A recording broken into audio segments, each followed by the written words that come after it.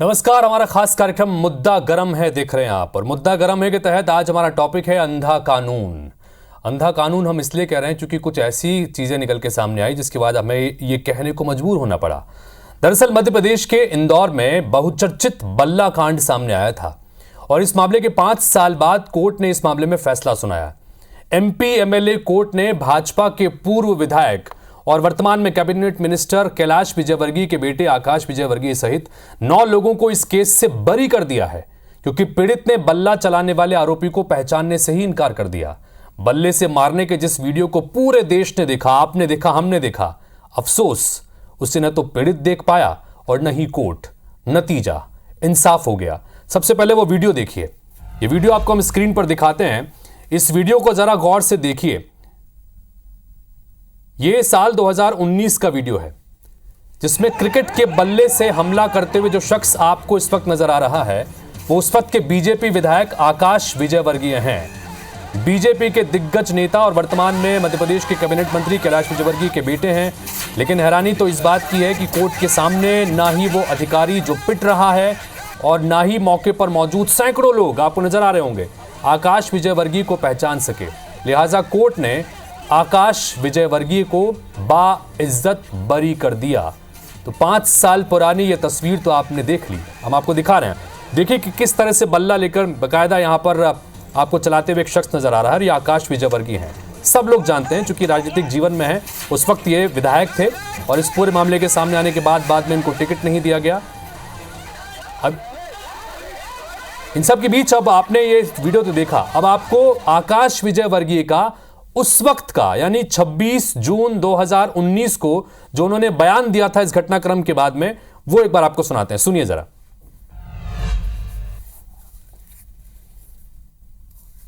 मेरे कैमरे में मैं बहुत गुस्से में था, मुझे याद नहीं है मैंने क्या क्या किया।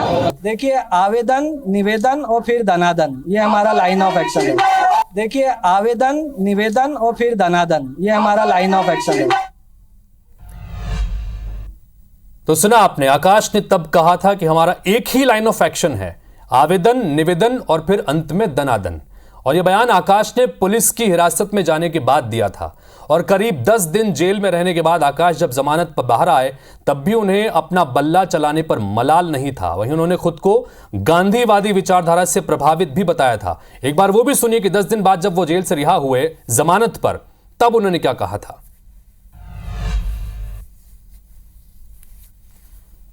आकाश विजयवर्गीय के खुद के द्वारा हमारे साथ मारपीट की गई और हमारी जोन की गाड़ी को भी फोड़ दिया गया। मेरा मोबाइल भी हो गया है। और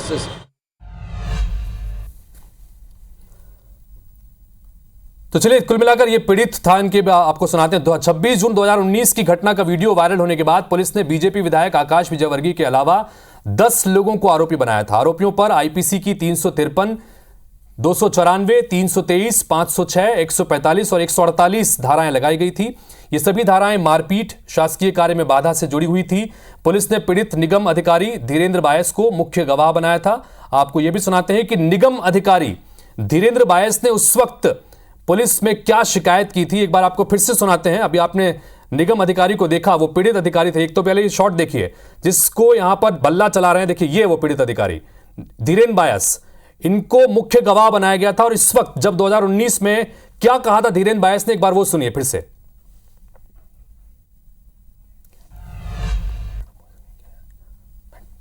आकाश विजयवर्गीय के खुद के द्वारा हमारे साथ मारपीट की गई और हमारी जोन की गाड़ी को भी फोड़ दिया गया। मेरा मोबाइल भी हो गया है और सरकारी जो मोटरा सेट है वो भी रख लिया है। आपके सामने बदसलूकी भी की गई, बदसलूकी भी की और मारपीट भी की। तो कुल मिलाकर आपने पीड़ित को सुना। बकायदा आकाश विजयवर्गीय का नाम लेकर आरोप उस वक्त लगाया गया था। यह फरियादी निगम अधिकारी कोर्ट के सामने इसके बाद अपने बयान से पलट गए। इस यू टर्न के बाद कोर्ट ने आकाश विजयवर्गीय को सभी आरोपों से बरी कर दिया। नगर निगम अधिकारी ने अदालत के समक्ष दलील दी कि जब उन्हें चोट लगी तो वो मोबाइल फोन पर बात कर रहे थे और बातचीत में मशगूल होने के कारण ये देख नहीं पाए कि चोट किसने पहुंचाई। लिहाजा अभियोजन पक्ष मामले में आरोपों को अदालत में साबित नहीं कर सका। तो कुल मिलाकर ये शॉट्स आपके सामने देखेंगे, आप कहेंगे कि भले ही गवाह पलट गए लेकिन वीडियो तो था, लेकिन घटना के इस कथित वीडियो की प्रामाणिकता अदालत में साबित नहीं की जा सकी। हम कथित इसलिए कह रहे हैं क्योंकि इस वीडियो को प्रमाण नहीं माना गया है कोर्ट में। सबने देखा बल्ला चलाया गया, किसने बल्ला चलाया, किसके ऊपर बल्ला चला, लेकिन कोर्ट में इसे कथित वीडियो बनाया गया क्योंकि इसकी कोई प्रामाणिकता, इसकी सत्यता अभियोजन पक्ष द्वारा या पुलिस द्वारा साबित नहीं की जा सकी। और आकाश विजयवर्गीय समेत 9 आरोपियों को बरी कर दिया गया। एक आरोपी की हत्या हो चुकी है।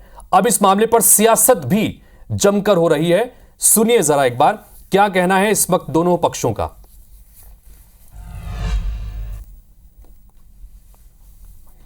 वीडियो विजुअल है, फिर भी भरी कोर्ट से। मोदी जी ने संसदीय जो व्यवस्था थी उसमें भाषण में कहा कि ये अपराध है, उसके बाद भी तो मैं मानता हूं कि जब भी राहुल गांधी जी मोदी जी के नए भारत की नई तस्वीर देश को बता रहे हैं और संविधान की रक्षा की बात कर रहे हैं। जब कोई सबूत नहीं, कोई गवाह नहीं, हम तो शुरू से कह रहे थे मामला झूठा है, इस तरह का कोई न उन्होंने बल्ला चलाया न इस तरह का कोई कृत्य किया, लेकिन झूठा मामला बना था और आज न्यायालय ने सच का साथ दिया, सत्य की जीत हुई, आकाश विजयवर्गीय बरी हो गए। लेकिन कांग्रेस है जो हर मुद्दे पर राजनीति करती है, फिर झूठ परोसना चालू हो गई और हम न्यायालय को भी झूठ में इन्वॉल्व कर रही है कि न्यायालय ने गलत फैसला दिया। तो यह तो अवमानना का मामला है। जो भी कांग्रेस नेता इस तरह के बयान दे रहे हैं उनके ऊपर न्यायालय की अवमानना का मामला चलना चाहिए। तो भारतीय जनता पार्टी ये कह रही है कि सत्य की विजय हुई है और आकाश विजयवर्गीय ने कोई यहां पर गुनाह नहीं किया था, लिहाजा कोर्ट ने उन्हें बरी कर दिया।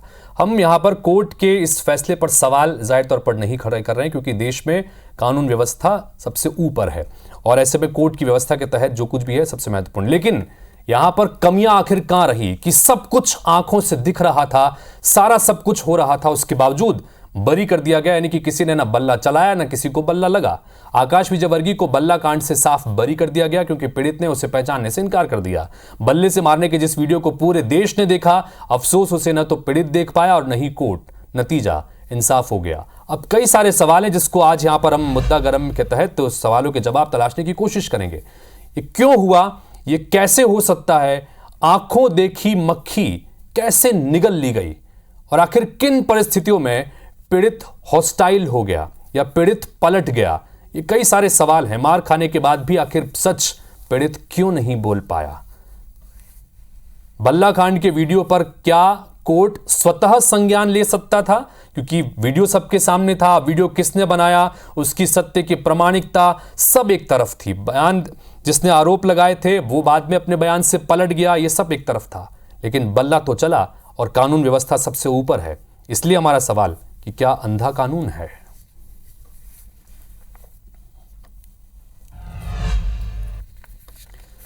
और इस पर बातचीत करने के लिए हमारे साथ में 3 खास मेहमान जुड़ रहे हैं। हमारे साथ में आरपी सिंह कांग्रेस पार्टी के प्रवक्ता हैं, जुड़ गए हैं। हमारे साथ में डॉक्टर प्रेम व्यास जी जुड़ गए हैं जो कि भारतीय जनता पार्टी के प्रवक्ता हैं। और हमारे साथ में तनुज दीक्षित जी हैं जो कि हाईकोर्ट के एडवोकेट हैं। आप तीनों का बहुत बहुत स्वागत है। सबसे पहले तनुज जी, मैं आपसे ही शुरुआत करना चाहूंगा। जैसा हम सवाल यहां पर कर रहे हैं और हम नहीं, आम लोग जिसने भी इस पूरे घटनाक्रम को सुना, मैं कोशिश करूंगा कि थोड़ी देर में आपको लोगों की प्रतिक्रियाएं भी सुनाएं कि इस पूरे फैसले को लेकर क्या कहते हैं।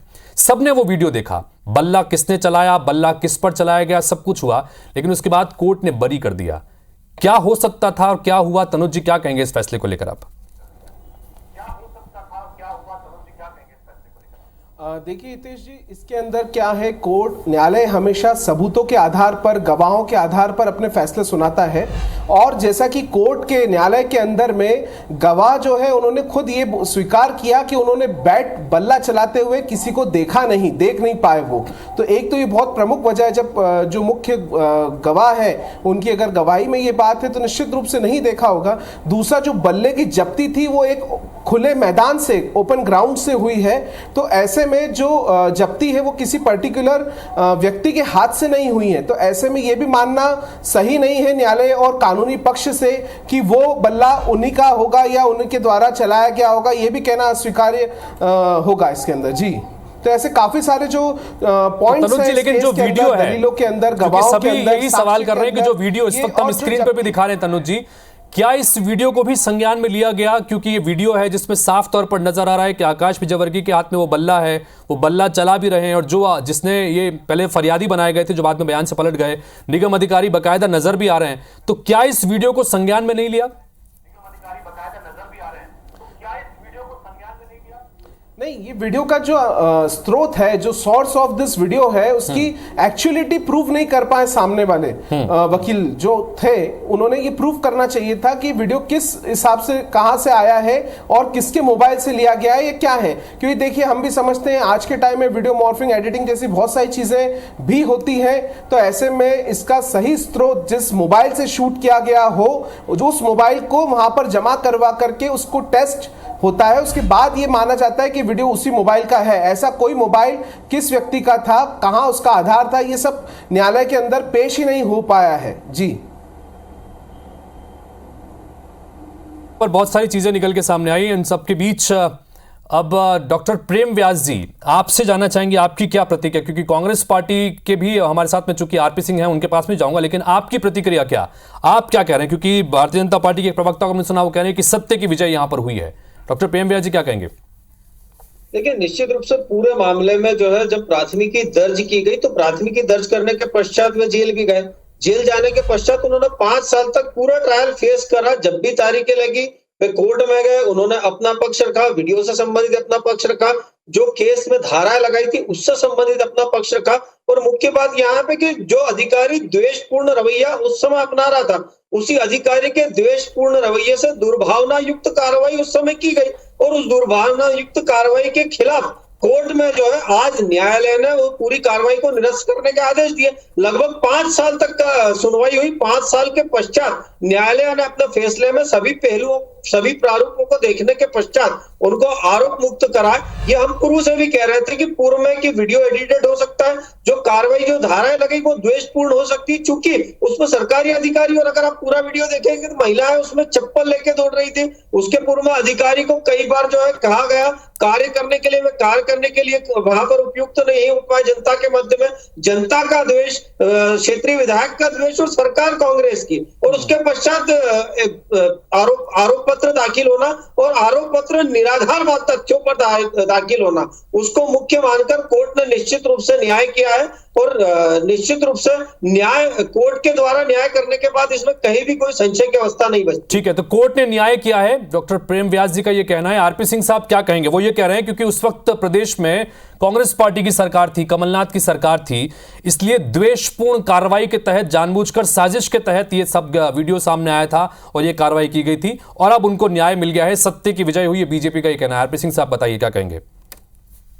देखिए, सबसे पहले तो के चैनल की करती है, सारी चीजें भी कुछ है, और एक वाकया जो है वो सार्वजनिक स्थान पर हुआ, बहुत से लोग साक्ष्य थे इस बात के। सबसे दुर्भाग्यपूर्ण बात क्या है कि 26 जून 2019 को धीरेन्द्र बायस जी ने स्वयं जाके आकाश विजयवर्गीय के खिलाफ एफआईआर दर्ज की, और वही व्यक्ति जो है आगे अभियोजन में या केस के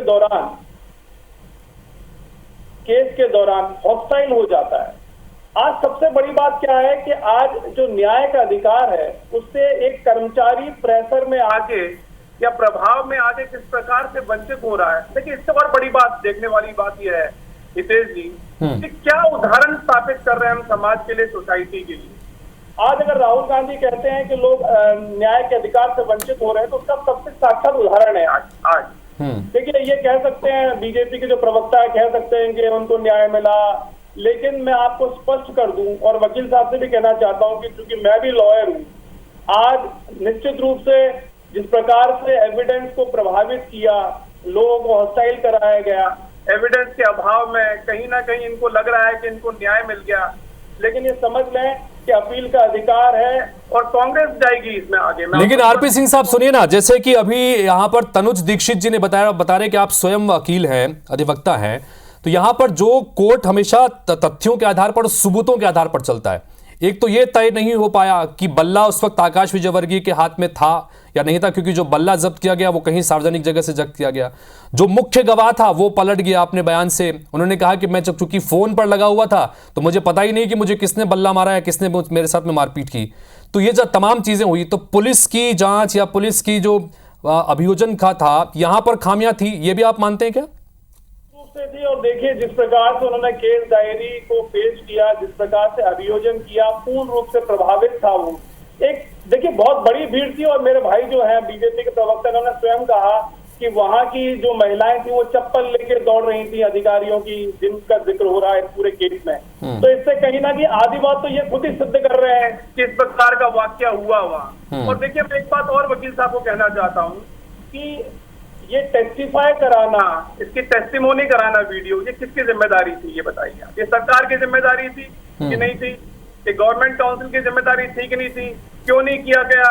अगर वो वीडियो का सोर्स मालूम करना कोई बड़ी बात तो है नहीं। आज जिस टेक्नोलॉजी के एरा में हम लोग जी रहे हैं उसमें कोई बड़ी बात नहीं है कि हम उस पर्टिकुलर मोबाइल नंबर को ट्रेस करके उसके जो कोड होते हैं उसके माध्यम से हम उसको डिकोड कर सकते थे। अनुज जी क्या कहेंगे इसके ऊपर, जो कह रहे हैं कि चलिए अगर वो उसकी सत्यता का कोई प्रमाण नहीं था तो उसकी सत्यता का प्रमाण निकालने के क्या कुछ किया गया कोर्ट द्वारा, या इस तरह का कोई वीडियो निकल के सामने अगर आता है तो क्या इसमें कोर्ट स्वतः संज्ञान ले सकता है? क्योंकि हमने देश में कई ऐसे मामले देखे हैं जहां पर कोर्ट ने स्वतः संज्ञान लिया है। तनुज जी क्या ऐसे संभव था? देखिए मेरे जो ये मित्र बैठे हैं पैनलिस्ट कांग्रेस की तरफ से जो है प्रवक्ता, उनसे मैं एक ही बात कहना चाहूंगा, बहुत अहम बात है। सरकार 2019 में मध्य प्रदेश में कमलनाथ की थी, सभी को पता है कि कमलनाथ जी की सरकार में ये मामला जो है ये एफआईआर रजिस्टर्ड हुई थी। तो ये सारी अगर शासन पर और अगर ये प्रदेश सरकार पर आरोप लगा रहे हैं कि सारी जिम्मेदारी उनकी थी, तो अगर ऐसा नहीं होता तो वो फिर उस समय शासन आपका था, कांग्रेस का शासन था, तो तब सबूत और जो मोबाइल था ओरिजिनल तब आप जब्ती कर सकते थे उसकी। लेकिन ऐसा नहीं किया गया, ऐसा नहीं किया गया। और वहीं एक और चीज जो है, कोर्ट जो है अपने फैसले सबूतों के आधार पर, आप एक चीज ये बताइए, अगर इतना बड़ा बल्ला कांड जब हुआ तो क्या उसमें किसी को चोट आई? किसी अधिकारी जो जिन्होंने एफआईआर रजिस्टर्ड कराई, क्या उन्हें कोई चोट आई थी? तो वो चोट की भी कोई सबूत नहीं है, कोई मेडिकल उसके अंदर डाटा नहीं है, किसी तरीके की ऐसी कोई चीज नहीं है जिससे कोई हानि हुई हो। तो इस आधारों पर जब सबूत की वहां पर कोई बात ही नहीं है, इसका मतलब प्रकरण को मजबूत कैसे माना जाएगा न्यायालय के अंदर? जी ठीक है, आरपी सिंह साहब कुछ कहना चाहिए, लेकिन आरपी सिंह साहब आपका ऑडियो मुझे बहुत कम मिल रहा है, अगर संभव हो तो टेक्निकल इश्यू को ठीक कीजिएगा और अपना फोन का रिसीवर पास में रखिए। अब बोलिए। सप्लाई नहीं है। देखिए व्यास जी, मुझे लगता है कि जो वकील साहब यहाँ बैठे हैं वो भाजपा की वकालत कर रहे हैं यहाँ बैठ के। मैं उनको स्पष्ट रूप से कह रहा हूँ, आप बताइए कि वो कह रहे हैं कि जिस बल्ले से उन पर प्रहार हुआ उसके बाद चोट का कोई इस प्रकार का निशान या वो नहीं है। सरकारी कर्मचारी को यदि आप उसके काम करने से रोकते हैं, ये भी अपने आप एक अपराध है। क्या ये वकील साहब ये अपराध सिद्ध नहीं हो रहा है क्या? और क्या धारदार हथियार से, जो आप भी जानते हैं कि किस प्रकार की आप ये बताएं, जो धाराएं 294, 506 ये सब जो धाराओं में जहां पर मामला दर्ज कराया गया, 323 क्या इतने गंभीर अपराध हुआ था, ये सबसे बड़ा सवाल है। क्या इतना जितने गंभीर धाराओं में वहां एफआईआर रजिस्टर्ड हुई थी, क्या वो मामला इतना गंभीर था? ये भी एक सवाल है जी। देखिए अभी मुझे लगता है कि केस की सिवियरिटी से ज्यादा इंपॉर्टेंट वकील साहब ये है कि क्या वहां पे जो व्यक्ति जो जिसपे दोषारोपण हुआ, यहाँ पर डॉक्टर प्रेम व्यास जी भी कुछ कहना चाह रहे हैं। प्रेम व्यास जी बताइए क्या कहना चाह रहे हैं आप, बोलिएगा, अपनी बात रखिएगा। देखिए निश्चित तौर पर इसीलिए मैंने कहा कि जब प्राथमिकी दर्ज हुई तब सरकार कांग्रेस की थी, लेकिन गवाह प्रदर्शित वहां पर नहीं हुए।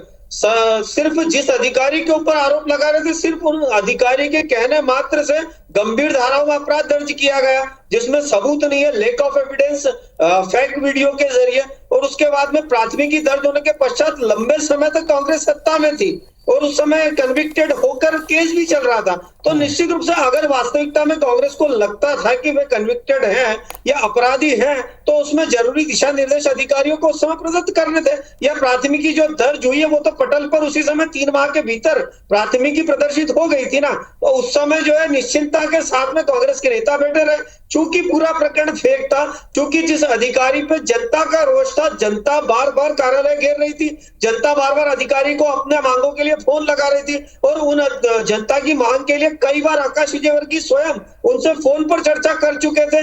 और अधिकारी का कहना था फोन पर हॉट टॉक हो चुकी थी। उसके बाद ये कार्रवाई तो द्वेषपूर्ण कार्रवाई इसीलिए प्रदर्शित होना पाया गया है। और माननीय न्यायालय ने सभी पक्षों को सुनने के पश्चात, इसीलिए मैंने वीडियो का जिक्र करा कि उस वीडियो में डॉक्टर प्रेम व्यास जी, हमने 2019 में जब ये पूरा घटनाक्रम हुआ था उस वक्त का आकाश विजयवर्गीय जी का एक बयान भी सुनाया था। आप अगर कहेंगे तो मैं दोबारा सुना दूंगा। तब उन्होंने कहा था कि हमारी एक ही लाइन ऑफ एक्शन है, आवेदन, निवेदन और उसके बाद दनादन। यानी कहीं ना कहीं वो इस बात को स्वीकार कर रहे थे कि जो कुछ भी हुआ है वो ठीक हुआ है और उन्होंने वो किया है। ये बात भी तो सामने थी ना। उसके बाद अब इस तरह से चीजें निकल के सामने आना कि उनको बरी कर दिया गया, सवाल इसलिए तो खड़े हो रहे हैं। प्रेम व्यास जी क्या कहेंगे इसमें? नहीं, देखिए व्यास जी, किसी भी मामले में अगर किसी व्यक्ति को बिना किसी ठोस सबूत के मात्र राजनीतिक द्वेषपूर्ण रवैये से अगर जेल भेज दिया जाए और जेल 10 दिन जेल काटने के पश्चात न्यायिक परंपराओं के अनुसार वो जमानत प्राप्त करके आए, उससे उसका पक्ष पूछा जाए, तो आम जनता के हितों को ध्यान में रखते हुए वो यही बयान देगा ना कि पहले हम निवेदन करेंगे, आवेदन करेंगे, उसके बाद सड़कों पर आएंगे। चलिए ठीक है, इस वक्त इसमें इन सब के बीच में आम जनता, चूंकि कानून पर पूरे देश को भरोसा है और हम सब ये सोचते हैं कि कानून में या कोर्ट के जरिए जो फैसले आ रहे हैं वो सबके हित में है, जनता के हित में है, देश के हित में है, लोकतंत्र के हित में है। हमने आम लोगों से भी पूछने की कोशिश की, जानने की कोशिश की। एक बार मैं फटाफट उनकी प्रतिक्रिया सुन लेता हूं, फिर आपके लिए भी बेहतर होगा जवाब देने के लिए। एक बार सुनाइए कि क्या कुछ कहना है जनता का।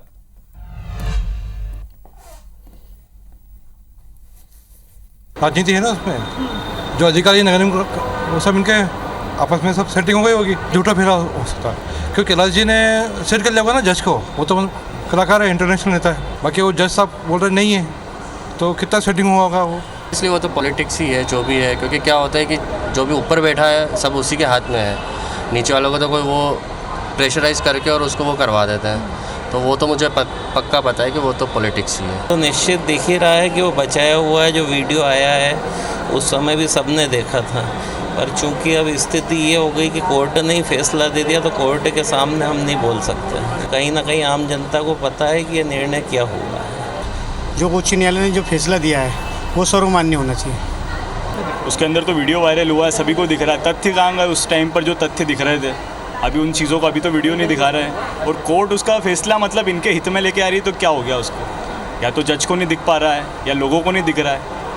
उस टाइम पे तो बल्ला मार ही रहे ना, उनसे प्यार से उसको टच तो कर नहीं रहा, वहाँ फुटबॉल तो खेल नहीं रहे, क्रिकेट खेल रहे हैं, मार ही रहे अधिकारी को। नीति के द्वारा तो मैम कैलाश वैसा बचाया नहीं गया होगा। शासन द्वारा जो न्यायालय ने फैसला किया होगा उनके सही किया होगा, क्योंकि न्यायालय में जो जज वगैरह बैठे हैं वो एक पढ़े लिखे समझदार व्यक्ति होते हैं और वो न्याय के परिभाषा समझते हुए न्याय किया होगा उनके हिसाब से। सब राजनीतिक इश्यू है मैडम, सब दिख ही रहा है, सरकार इनकी है, क्या हो रहा है सब दिख ही रहा है। तो सब सोची समझी साजी थे सब। तनुज जी, आम जनता से हमने पूछा, आम जनता न बीजेपी की है न कांग्रेस की किसी पक्ष की है, वो ये कह रही है कि सेटिंग हो गई होगी। कानून व्यवस्था पर लोगों का भरोसा टूटता है जब इस तरह के कोई फैसले निकल के सामने आते हैं। क्या आपको लगता है कि वाकई में चिंताजनक स्थिति और इस मामले में वाकई में और कुछ होना चाहिए था? देखिए व्यास जी, मेरा एक ही सोच है कि जो भी मामले होते हैं, आज चाहे बल्ला कांड हो या कोई भी मामले जो कोर्टों के अंदर, न्यायालय के अंदर लंबित हैं, उसके अंदर सबूतों का आधार बहुत आवश्यक है। अगर आपके पास लैक ऑफ एविडेंस यानी सबूतों में कमी, साक्ष्यों में कमी रहेगी, तो कोई भी गुनाह किसी ने भी किया हो वो प्रूफ नहीं हो सकता। और जब तक कोई चीज प्रूफ नहीं होगी, आप किसी को सजा कैसे दे सकते हैं, न्यायालय किसी को सजा कैसे दे सकता है? तो ये बहुत बड़ी चीज है जो आपको समझना होगी कि वहां पर दूसरी चीज जो एविडेंस है, जो मुख्य गवाह है, वही जो है वहां पर जाकर के उन्होंने मुख्य गवाही अगर हॉस्टाइल हो गया, पलट गया, तो ऐसे में कोर्ट के पास में सबूत थे और उसी सबूतों के आधार पर, सबूतों की बिना पर जो है कोर्ट ने यह फैसला सुनाया। फाइनल टिप्पणी चाहूंगा डॉक्टर प्रेम व्यास जी आपके ऊपर, इसमें संक्षेप में दीजिएगा, 10 सेकंड 20 सेकंड में। देखिए, निश्चित रूप से यहाँ सरकार द्वारा केस खारिज नहीं किया गया या केस हटाने का दबाव नहीं बना गया, न्यायालय द्वारा न्यायोचित निर्णय किया गया और फेक वीडियो प्रदर्शित पूर्व में भी हो रहा था, इसीलिए न्यायालय ने न्यायोचित फैसला करा। आरपी सिंह साहब, फाइनल टिप्पणी आपकी। कांग्रेस पार्टी क्या अब इस मामले को लेकर आगे जा रही है, क्या कुछ करेगी? जनता ने बिल्कुल स्पष्ट कर दिया, जनता स्वयं कह रही है सेटिंग हो गई और जो भी एविडेंस है उनके साथ टेम्परिंग हुई। वकील साहब स्वयं बैठे हुए हैं, यदि कोई प्रभावशाली व्यक्ति केस को प्रभावित कर सकता है तो उसको बाहर रखना था। और आज आकाश विजयवर्गीय के पिताजी विजयवर्गीय, जो अपने आप को बहुत बड़ा सुचिता का नेता बताते हैं, वो भी स्पष्ट हो गया कि वो धृतराज के रूप में उभर के आए इसमें, और उनकी छवि जो है अब धृतराज की रहेगी। अपने बच्चे को बचाने के लिए उन्होंने जो भी प्रयास किए और लीगल सिस्टम को हैम्पर भी किया, जिससे कि जनता का विश्वास टूटा है कम से कम न्याय व्यवस्था पर, ये बहुत दुर्भाग्यपूर्ण है। चलिए, तो कुल मिलाकर यहाँ पर एक डिबेट है और इसमें कई सारे सवाल न्याय व्यवस्था को लेकर खड़े हो रहे हैं। आम जनता से भी हमने बातचीत की, वो भी यहाँ पर सीधे सीधे इस फैसले को लेकर सवाल खड़े कर रही है। और तो वहीं बीजेपी कांग्रेस के भी अपनी अपनी दलीलें इस पूरे मसले को लेकर है। लेकिन जैसा हम लगातार बता रहे हैं कि आकाश विजयवर्गीय के इस बल्ला कांड से जुड़े मामले में एक वीडियो सामने आया। उस वीडियो को आपने देखा, हमने देखा, पूरे देश ने देखा, लेकिन कोर्ट नहीं देख पाया, या जो भी था आरोपी पलट गया। उसके बाद फैसला यह हुआ कि इंसाफ हो गया और सबको बरी कर दिया गया। अब कई सारे सवाल इस फैसले के बाद भी खड़े हो गए हैं। आपके ऊपर ही छोड़ते हैं, जनता इस फैसले को लेकर क्या सोचती है। बहुत बहुत शुक्रिया आप तीनों का चर्चा में शामिल होने के लिए। नमस्कार।